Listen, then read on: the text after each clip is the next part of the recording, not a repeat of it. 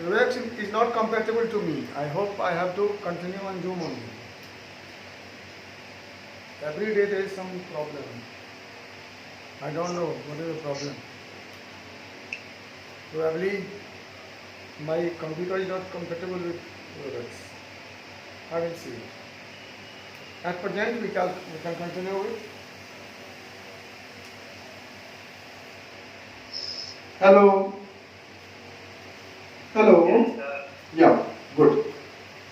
So now we are going towards the main topic of chemistry, that is mole concept, and topic of the day is AMU. AMU. It is atomic mass unit. AMU. Nowadays it is called U only. That is unified mass. Unified mass or unified mass unit, whatever you say, you should write unit only.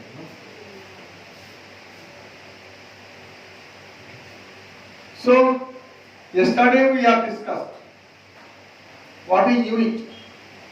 Unit is an arbitrary quantity chosen to express quantity of other substances.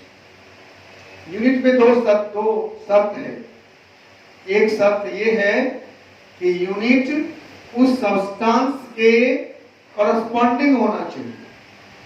Length को नापने के लिए unit भी length का होगा, मास को नापने का यूनिट मास का होगा, टेम्परेचर नापने का यूनिट टेम्परेचर का होगा. ओके, है आर्बिट्रेरी, अपने मन से लिया गया, फिक्स कर लिया, लोगों ने उसको मान लिया. लेकिन शर्त है कि unit must be chosen corresponding to the physical quantity which we have to measure. Point number 1. Point number 2. Unit for a small quantity should be a smaller and unit for a large quantity should be larger. Quantity का nature और amount दोनों पर depend करता है. Just if I ask you what is the distance of Delhi, how many centimetre is Delhi from Darbhanga, you will laugh. And if I say how many kilometre long this pen is, again you will laugh. Why? Why will not? We are measuring length and kilometer is unit of length. Kilometre क्या है? लंबाई की इकाई है. हमने आपसे पूछा ये कलम कितना किलोमीटर है, तो आपने हंस क्यों दिया? मैंने पूछा यहाँ से दिल्ली कितना सेंटीमीटर है, तो आपने हंस क्यों दिया? सोचिए, क्योंकि आपके दिमाग में पहले से सेट है. दिल्ली की दूरी किलोमीटर में बोलेंगे और इस पेन का लेंथ सेंटीमीटर में बोलेंगे. ध्यान दो क्या हुआ. छोटी वस्तु है तो उसकी इकाई छोटी होगी और बड़ी वस्तु है तो उसकी इकाई बड़ी होगी. और यहां से सन का दूरी लाइट ईयर बोलते हैं ना. तो फर्स्ट पॉइंट समझ गए कि यूनिट होना चाहिए जैसा फिजिकल क्वांटिटी है और उसके अमाउंट के हिसाब से छोटा बड़ा यूनिट होता है. अब आइए हम बात कर रहे थे एएमयू का. What is AMU? Full form is atomic mass unit. Atom के मास को एक्सप्रेस करने का यूनिट. मैं ये इसलिए बता रहा था क्योंकि क्वेश्चन है कि we have plenty of units of mass, then what is the need of this AMU? क्यों एएमयू चाहिए? वही बात है, बड़े वस्तुओं के लिए बड़ी इकाई, छोटे वस्तुओं के लिए छोटी इकाई. एटम्स, मॉलिक्यूल्स और आयंस का मास इतना छोटा है we cannot express it in any known unit of mass conveniently. Please, mass of atoms, molecules and ions are so small that it cannot be expressed in any known unit of mass conveniently. आप ये नहीं कह सकते, express कर ही नहीं सकते हैं, express तो कर सकते ही हैं लेकिन सुविधापूर्वक नहीं कर सकते हैं। जैसे आपको दिल्ली की दूरी बोलनी हो किलोमीटर में, आसानी से बोल देंगे 1500 किलोमीटर और सेंटीमीटर में बड़ा हो जाएगा। यही पॉइंट है मां, हम कन्वीनियंटली उसको एक्सप्रेस नहीं कर पाएंगे, ये नहीं है, कर ही नहीं पाएंगे। इसीलिए छोटी वस्तु है तो हमने छोटे इकाई लिया, ये छोटी इकाई है ये। अगर आपसे कोई पूछे what is the need of AMU, तो आप क्या बताएंगे? मास ऑफ एटम्स, मॉलिक्यूल्स और ions are so small that it can not be expressed in any known units of mass, so a small unit was adopted and that is A. Okay? For a definition, yesterday I have made a survey of my class and I came to know that my video is not going well. So today I have started a new method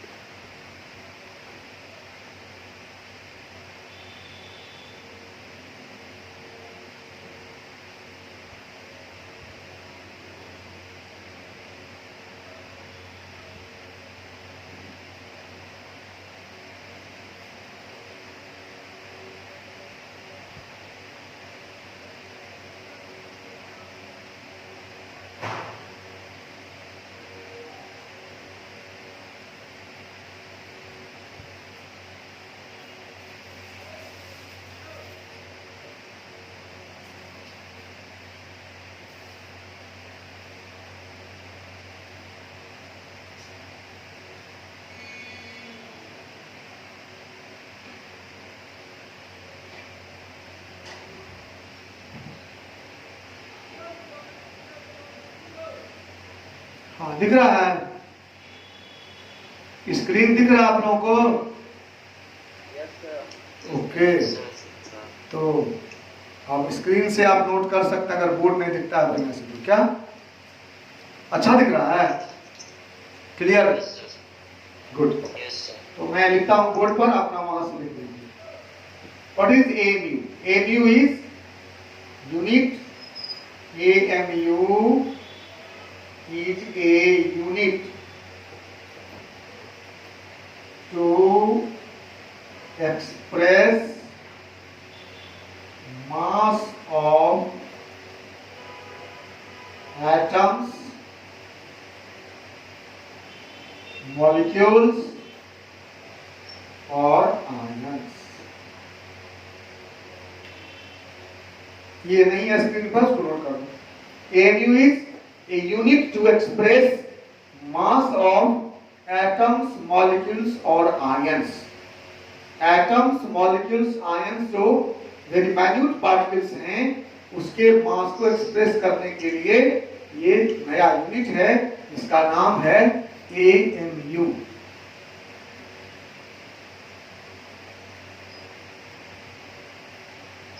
Okay?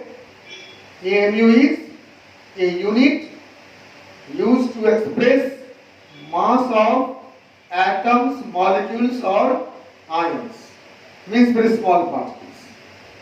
And what is 1 AMU? मैंने बताया था कल आपको, इकाई तो मानी जाती है, किसी खास मास को हम 1 मान लेते हैं और फिर उसी से कंपेयर करते हैं अदर मास का. ये भी माना गया है, पहले माना गया था 1 AMU is mass of one atom of hydrogen. Hydrogen being the lightest element, it was taken as unit of mass. But later on we felt that masses obtained using hydrogen is not consistent with observed value. So it was started in 1961. In 1961, our scientific community adopted AMU as unit of, in terms of carbon 12. So now we say 1 AMU is 1/12 mass of one atom of carbon 12 isotope. Carbon 12 isotope, not only carbon. Keep in mind, in previous class we have studied isotopes. Carbon may have mass 12, carbon may have mass 14. तो हम लेंगे carbon 12. Carbon 12 मतलब क्या हुआ? Atom of carbon having 6 protons and 6 neutrons. 6 proton है और 6 neutron है. Carbon के जिस एटम में 6 प्रोटॉन और 6 न्यूट्रॉन है वही है कार्बन 12 आइसोटोप, और उसके एक एटम का मास 12 AMU है, तो कंसिक्वेंटली उसका 12 पार्ट 1 AMU. क्लियर? कार्बन, जिस कार्बन एटम के पास 6 प्रोटॉन 6 न्यूट्रॉन्स हैं उसके एक एटम के मास को 12 AMU माना गया है, उसका 12 पार्ट 1 AMU है. तो at present 1 AMU is defined as 1/12 mass of one atom of carbon 12 isotope. Now one question. कोई बताइए, AMU और 1 AMU में क्या अंतर है? AMU और 1 AMU में क्या अंतर है? AMU यूनिट है और 1 AMU हाँ वाह, good.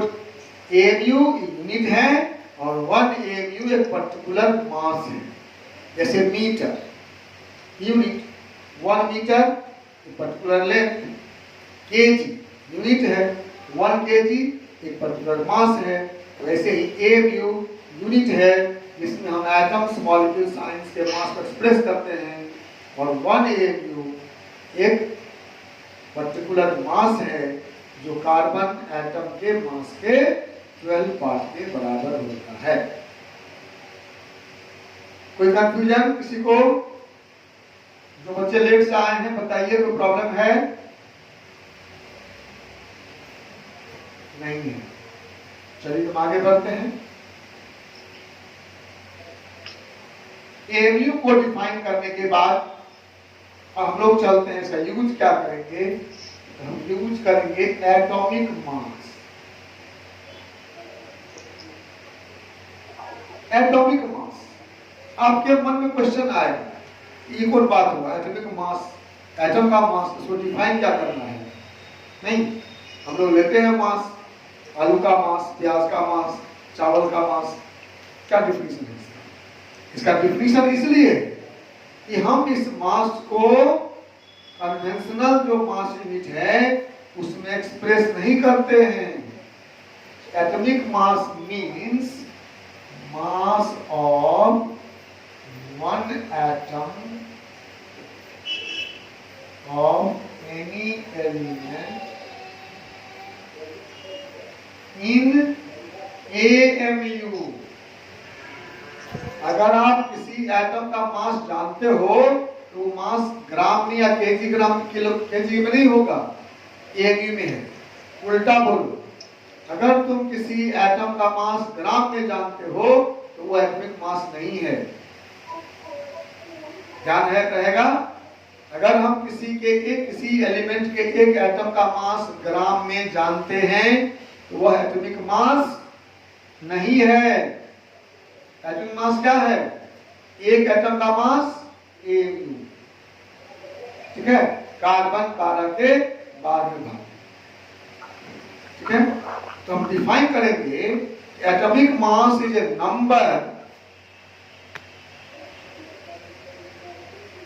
atomic mass is a number which indicates that one atom of the element is how many times heavier than 1/12 mass of carbon 12 isotope। Atomic mass एक नंबर है। एटॉमिक मास क्या हुआ? एक number हुआ। Number तो क्या बताएगा? वो बताएगा इस एलिमेंट का एक एटम कार्बन 12 के 12 पार्ट से कितना टाइम हेवियर है। याद रखिए, कार्बन 12 के 12 पार्ट को हमने 1 AMU माना, उससे तुलना करना। ठीक है, हम डिफिनेशन लिखते हैं, atomic mass is a number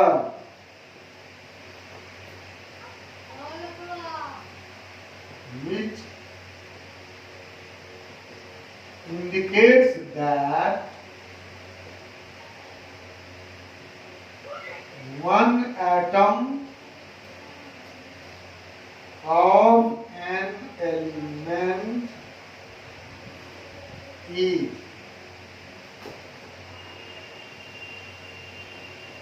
how many times heavier than 1/12 mass of carbon 12 isotope, मतलब 1 AMU। एटॉमिक मास एक नंबर है जो बताता है एक एटम किसी एलिमेंट का कार्बन 12 के 12 पार्ट से कितना टाइम हेवियर है। कार्बन 12 का 12 पार्ट हमारा 1 AMU हुआ, उससे कितना टाइम हेवियर है। देखो एग्जांपल, जैसे तुम बोलोगे सोडियम, इसका एटॉमिक मास 23 AMU। सोडियम का एटॉमिक मास 23 मतलब 23 AMU। मतलब क्या हुआ? सोडियम का एक एटम कार्बन 12 के 12 पार्ट से 23 टाइम्स हेवियर। ठीक है, और एटॉमिक मास कॉमन एलिमेंट का आपको याद करना चाहिए। एटलीस्ट 30 to 35 एलिमेंट्स का एटॉमिक मास आप याद कर लेंगे, मैं वो भेज दूंगा आपको व्हाट्सएप पर, आप लोग उसको 2-3 दिन में लगता है 15-20 तो याद होगा भी आपको, कुछ नया याद करना पड़ेगा। वैसे आप याद रखो कि सभी क्वेश्चन में, अच्छे परीक्षाओं में एटॉमिक मास दिया रहता है।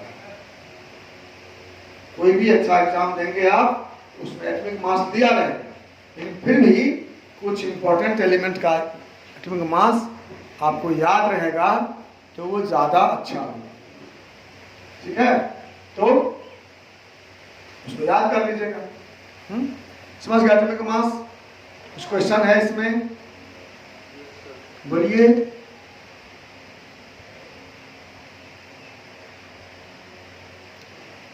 इसको और देख लीजिए, लिख लिए थे पहला पेज, उसको आगे बढ़ा रहे हैं। हाँ ठीक है, पीछे कर दें, पीछे कर दें स्क्रीन को। हैं? थोड़ा पीछे कर, और पीछे। हाँ बोलो question.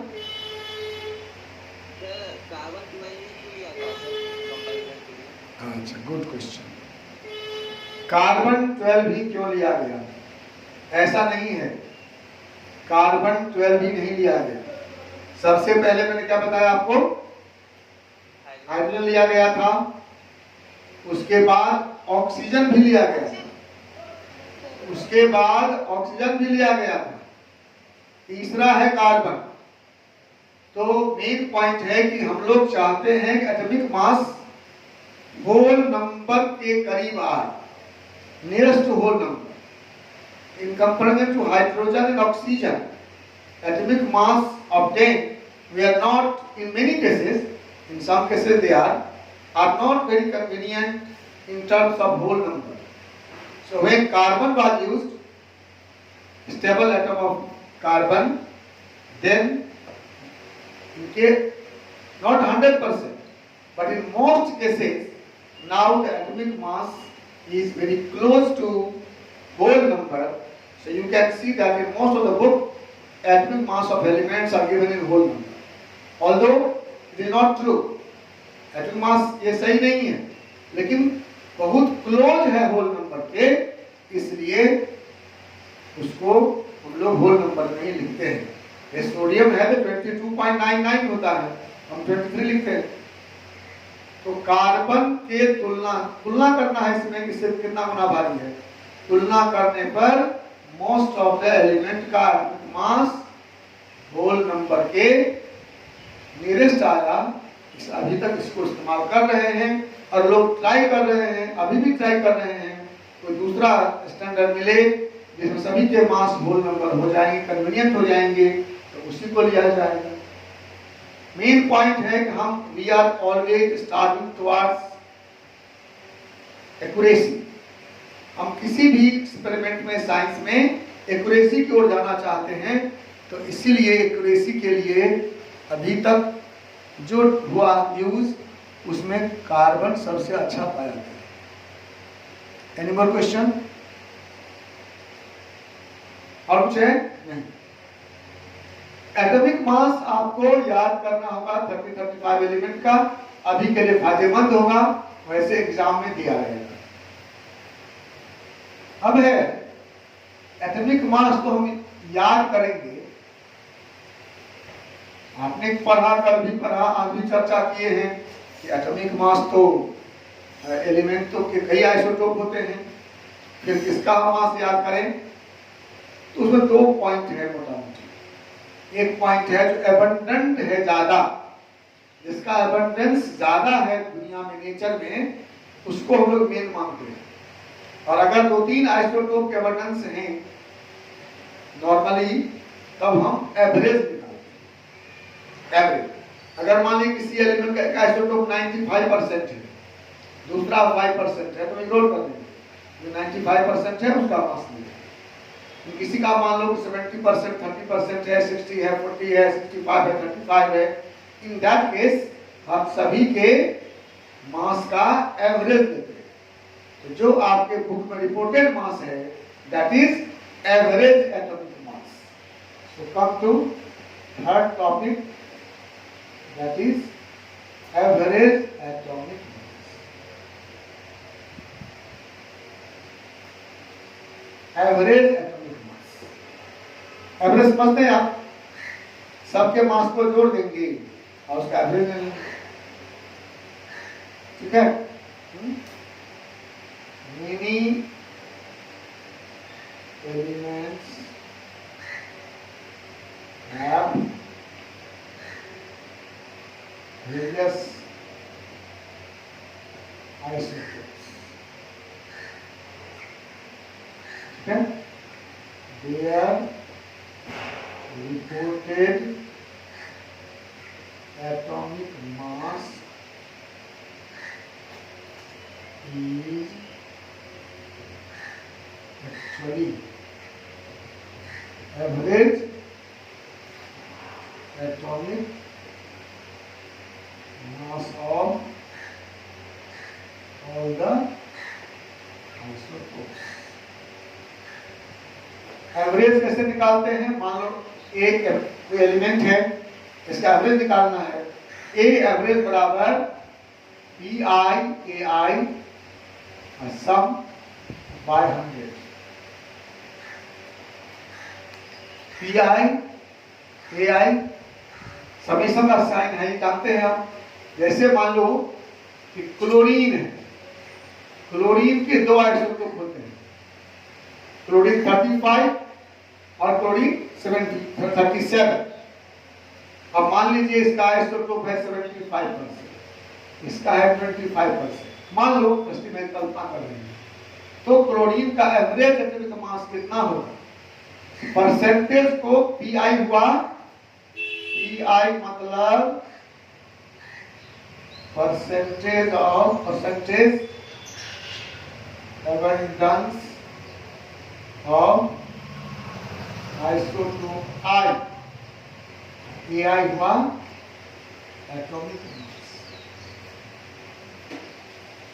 atomic mass of isotope I. So average CL क्या हो जाएगा? एक आइसोटोप का कितना परसेंटेज है? 75% इंटू 35 प्लस इसका कितना परसेंट है? 25। मास कितना है? 37 डिवाइडेड बाय 100। निकालिए कितना आता है? 75 इंटू 35, हाँ 35.5 आया accurate. yes sir This is why you will find that atomic mass of chlorine in your book is written as 35.5. किसी क्लोरीन एटम का मास 35.5 नहीं होता है। 35.5 is average of atomic masses of the isotopes present in the nature. Nature में जो main isotope हैं उसका average. Average निकाल लेंगे आप ऐसे, जितने आइसोटोप रहेंगे सबके परसेंटेज को उसके एटॉमिक मास से मल्टीप्लाई कर देंगे, सबका सम कर देंगे, 100 से डिवाइड कर देंगे, जो वैल्यू आएगा वह एवरेज एटॉमिक मास होगा। ठीक है? Sir, Ah. please scroll down the desktop window. Hello, Sir, please scroll down. Not getting you. Sir, please scroll down the. This one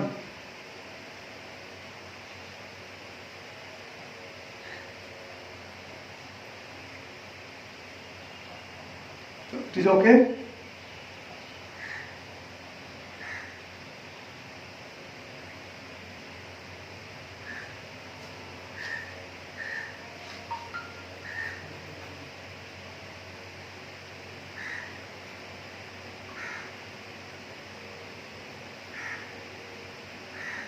experimental data से एटॉमिक मास निकालने का वैसे कुछ मेथड्स हैं, इसका नाम हमने लिख दिया है, लेकिन हम लोग उसका उपयोग नहीं करेंगे, हमारे सिलेबस में नहीं है।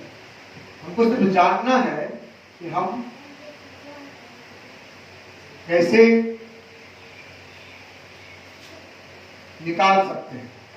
क्या सब नाम है देखें आप, एक है कैनिज़ारोस मेथड, दूसरा है ड्यूलोंग-पेटिट्स लॉ, ड्यूलोंग-पेटिट्स लॉ, तीसरा है मिसेलिक लॉ ऑफ आइसोमॉर्फिज्म, चौथा है equivalent mass,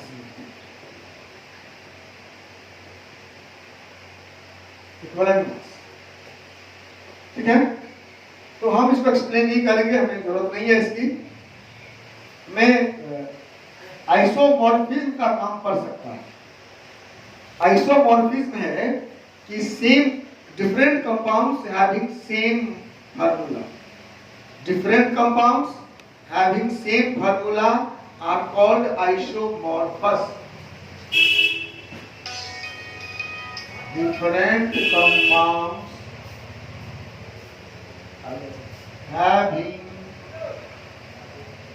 similar formula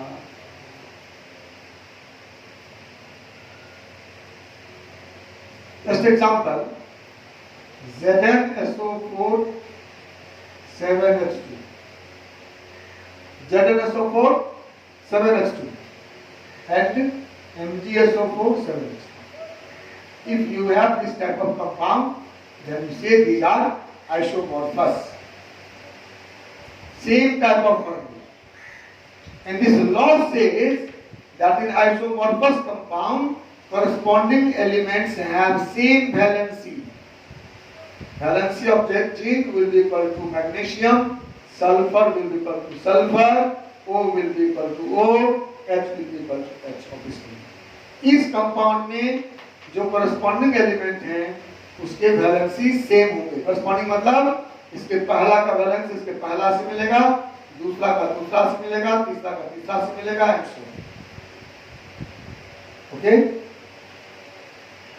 So what you shall write? In isomorphous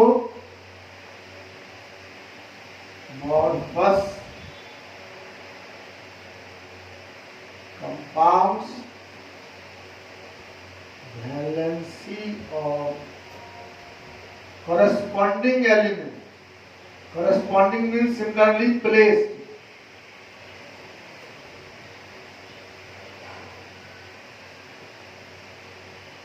are same. If you have two compounds A, B, C and D, E, F, if these two compounds are isomorphous, then valency of A will be equal to D, valency of B will be equal to valency of E, and valency of C will be equal to valency of F. तो इसका benefit क्या है? यही benefit है। अगर हम A का valency जानते हैं ABC में, तो DEF में D का वैलेंसी जान गए।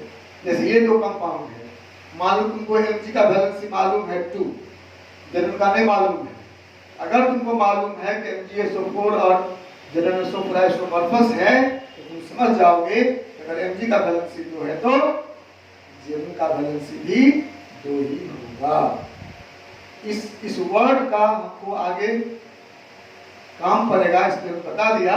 और बाकी जो मेथड हैं उनका नाम आप जानिए, हम लोगों को इसका डिटेल नहीं पढ़ना। पहले सिलेबस में था, इसलिए बुक सब बहुत दिया हुआ है, but you not find it in NCERT. अगर देखेंगे आगे हम लोग जी एडवांस या नीट के सिलेबस में होगा तो अलग से डिस्कस कर लेंगे, नहीं होगा तो नहीं करेंगे। Any more question? पूछो कुछ, और क्वेश्चन है तो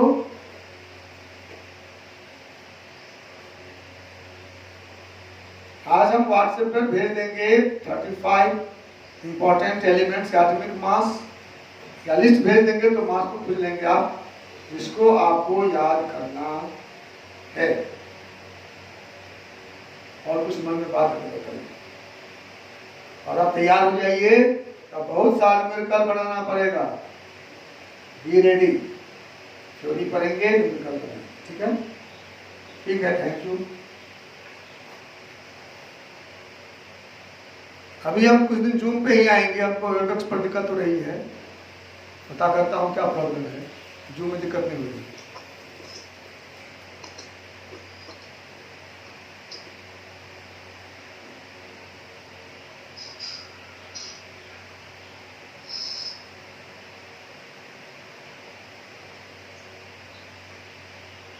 Any question?